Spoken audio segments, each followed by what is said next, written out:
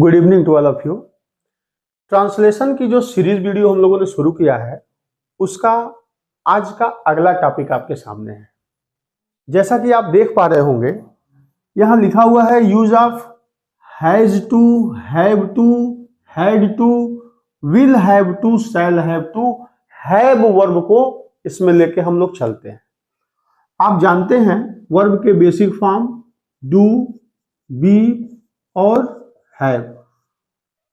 इसका प्राय ट्रांसलेशन में आवश्यकता पड़ती है।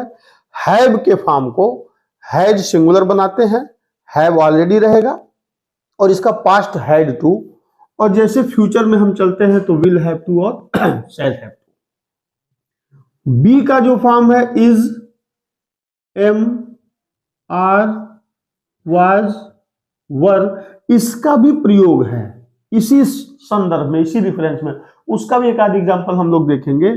और डू का जो बेसिक फॉर्म है जिससे हम लोग डज और डिड का प्रयोग किए हैं, ये भी एक जगह फ्यूचर विल के साथ विल डू करके एक प्रयोग होता है, स्पेशल है, जहां पे हम लोग कहते हैं हमारा काम चल जाएगा, वहां विल डू का प्रयोग होता है। इसका एक अलग से वीडियो हम लोग बना लेंगे तो सारी चीजें कवर हो जाएंगी। आज जो सबसे महत्वपूर्ण है वो है has to, have to, had to, will have to, shall have to. एक और महत्वपूर्ण बात आप लगे हाथ जानेंगे, जैसे टू लगा हुआ है, सभी में लगा हुआ है, इस टू के तुरंत बाद वर्ब की फर्स्ट फॉर्म ही आएगी, ये सबको पता होना चाहिए।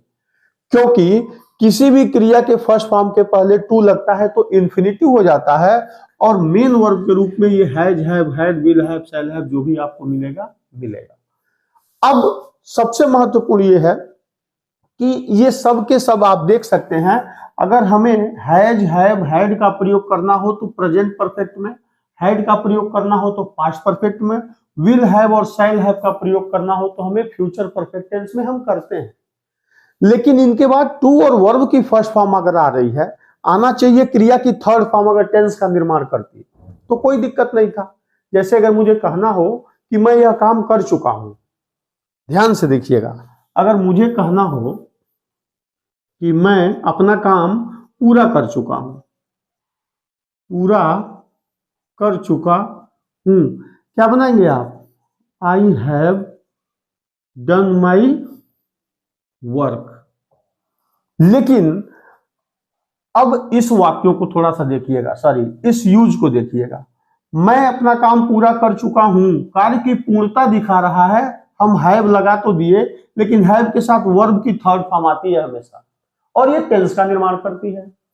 लेकिन अब कह रहा है कि हमें हैव के साथ टू का अगर प्रयोग करना हो तो उसका एप्लीकेशन थोड़ा सा चेंज हो जाएगा। दो ऐसे जगह है कहने के लिए, लेकिन ध्यान से अगर आप देखेंगे तो तरीका एक ही है। और अब चूंकि दो की बात हुई है तो हम दोनों को पहले यहां समझने का प्रयास करेंगे। कहते हैं कि कोई ऐसा हिंदी वाक्य आपको मिल जाए जहां ना, ने, नी और स्पेशली हम्बल रिक्वेस्ट के साथ आ जाए, बहुत ही विनम्र निवेदन के साथ, हम्बल रिक्वेस्ट के साथ आए, तो ये तो समझिए कि कल्पना है, अभी समझाते हैं इसको। और दूसरा जो है, जो मुख्य है, will has to, have to, had to, will have to, shall have to के प्रयोग के लिए। दूसरा है कंपल्सन, जिसे आप मजबूरी कहते हैं, ठीक है, मजबूरी। अगर कोई ऐसा वाक्य जो आपको मजबूरी में करना पड़ रहा है, वहीं पे हम इनका प्रयोग करते हैं। या जिन वाक्यों में ना, ने, नी का प्रयोग हो, पूरा रिक्वेस्ट का भाव दर्शा रहा हो, ऐसे वाक्यों में भी आप इनका प्रयोग करते हैं। जैसे ही हैज के बाद टू लगाएंगे, हैव के बाद टू लगाएंगे, हैड के बाद टू लगाएंगे, तो आने वाली वर्ब अपने फर्स्ट फॉर्म में ही होगी। अब देखिए, मैं अपना काम पूरा कर चुका हूं, I have done my work. लेकिन अगर इसे ऐसे कहना हो कि मुझे अपना काम पूरा करना है या पूरा करना पड़ता है, अब पहली बात तो ना, ने, नी अगर आएगा मैं आपसे कह रहा हूं कि मुझे अपना काम पूरा करना है, ठीक, या मुझे अपना काम पूरा करना पड़ता है। इस वाक्य से पूर्णता भिन्न है।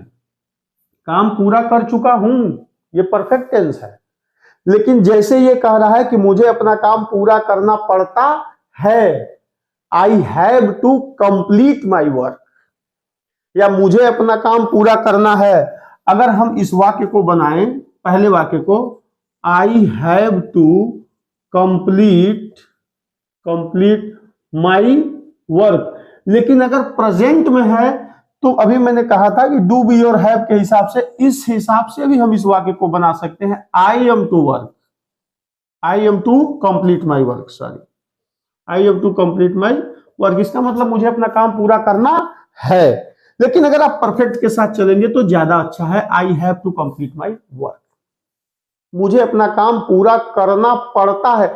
जहां कंपल्सन दिखेगा, जहां मजबूरी दिखेगी, वहां आप आंख बंद करके टेंस का पहचान करिएगा कि मतलब प्रेजेंट। अच्छा, अगर यही हो कि उसे अपना काम करना पड़ता है तो he has to complete his work, he she it और किसी नाम के साथ हैज लगेगा, आई वी दे यू के साथ हैव लगेगा। और अगर मामला पास्ट टेंस का है, अगर हमें कहना हो कि उसे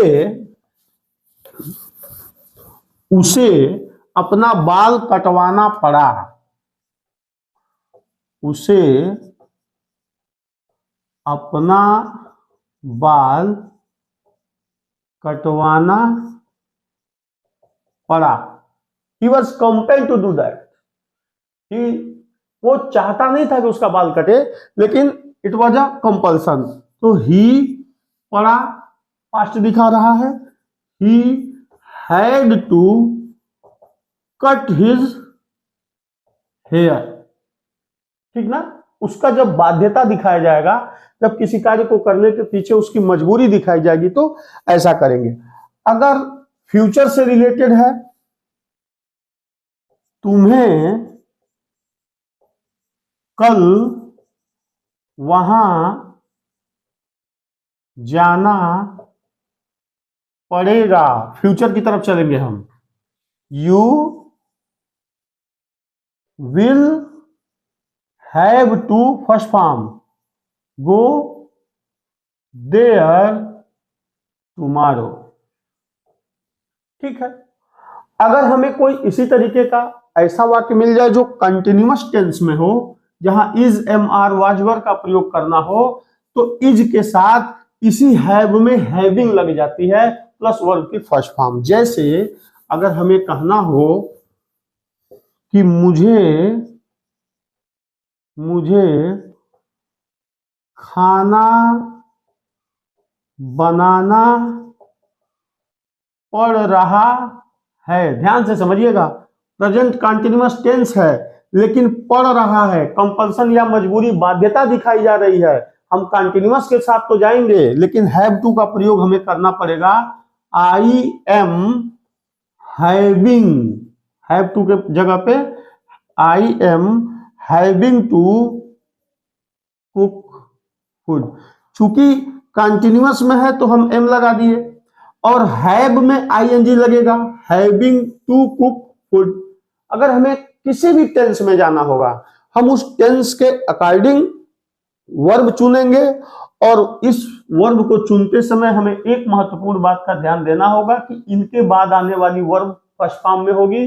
और दूसरी जो सबसे महत्वपूर्ण चीज है, कुछ ऐसे वाक्य हैं जहां ना नेनी का भाव आता है, जैसे मुझे कुछ कहना है। चूंकि अभी मैंने थोड़ी देर पहले कहा था कि इसके दो एप्लीकेशन है, पहला ना नेनी के हिसाब से यह वाक्य आएगा, और दूसरा उसमें बाध्यता या मजबूरी होगी। अब ना नेनी के हिसाब से अगर देखेंगे तो मुझे कुछ कहना है, और इसमें एक रिक्वेस्ट का भाव है, मुझे कुछ कहना है, इसमें बाध्यता नहीं है, इट्स अ रिक्वेस्ट। तो यहां पे भी हम चाहे तो प्रयोग कर सकते हैं कि I have to say something. ये आवश्यक है जान लेना कि हमेशा वाक्य में कंपल्सन का भाव नहीं होगा, बाध्यता का भाव नहीं होगा। इस सिचुएशन में अगर वाक्य में रिक्वेस्ट के साथ, पोलाइट हम्बल रिक्वेस्ट के साथ ना लेनी, अच्छा अगर मुझे कहना हो कि मुझे अब जाना होगा या जाना है, कुछ भी टेंस देखेंगे, होगा फ्यूचर, क्या हो जाएगा, आई शैल हैव, यहां आ जाइए, ठीक है, I shall have to go now. और ये आप कैसे कहेंगे, I shall have to go now, ना नेनी के साथ इसमें रिक्वेस्ट का भाव आ रहा है। आप जिस किसी के भी सामने है यही कहेंगे कि अब मुझे जाना होगा, इसमें रिक्वेस्ट है।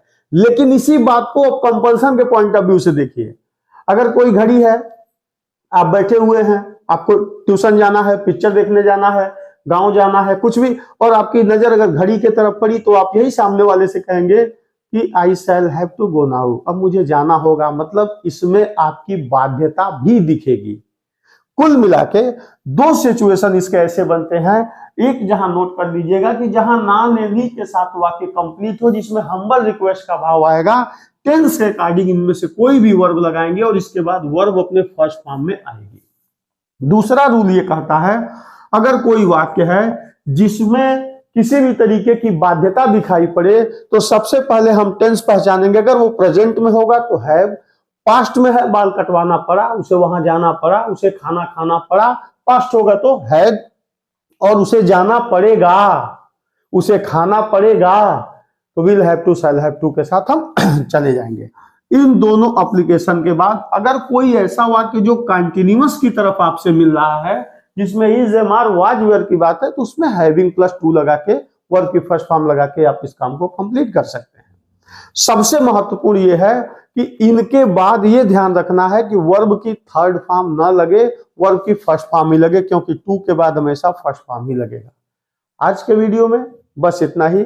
अगले विल डू के साथ हम लोग आएंगे, क्योंकि इसी से जुड़ा हुआ है, इसको हम लोग कोरिलेट करेंगे तो अपना काम और आसान हो जाएगा। बहुत बहुत धन्यवाद।